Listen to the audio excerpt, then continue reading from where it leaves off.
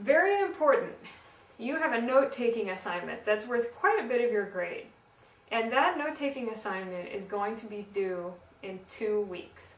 Now, the substitute is going to give you some handouts that explain some different note-taking formats that I will require that you use. You'll have to use one of the note-taking formats that are listed in that handout that you're going to receive.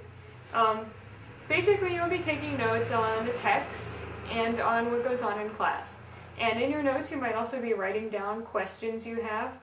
There's a reason why I require these notes, and that is that I found as a student that taking notes was the one thing that really made me able to get good grades, even when I didn't have as much time as I wanted to study.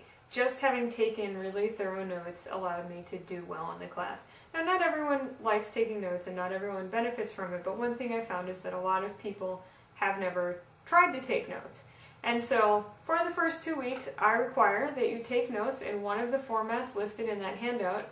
And at the end of the 2 weeks, you are going to turn in your notes, so that'll be a week from the next class. You'll turn in your notes, and you will receive a grade for those. And as I said, that's worth quite a bit of your grade, 10% to be exact. It's a letter grade. I always have students who don't do it. Don't forget to do it. It's 10% of your grade just for taking notes, which you should be doing anyway. So make sure you do that.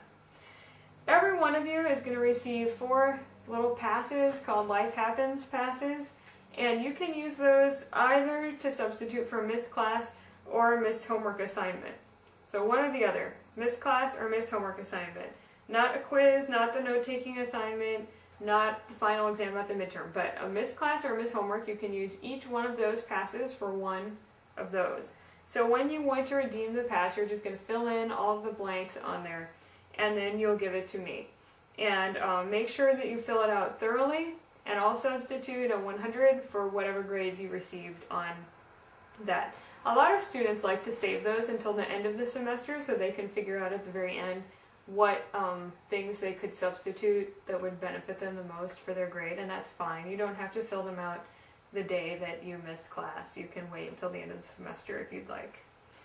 If you do need any special accommodations, the phone number for the Access office is on here, and as well as their email. And I do recommend that if you need any accommodations at all, please do contact them, because that way they can give me paperwork to tell me what the best thing I can do to accommodate your needs is. If you turn the page, you'll see a table, and this is where you'll find the homework for each day. So you'll notice on the left, very far left, you'll see the date, and then you'll see the topics. That's what we're covering that day in class. And then on the right, you'll see the homework that's due that day, as it says, projects, etc. due. So these things on the right will be due on the day that's listed. So for example, the next class, you're going to have read pages 4 through 30.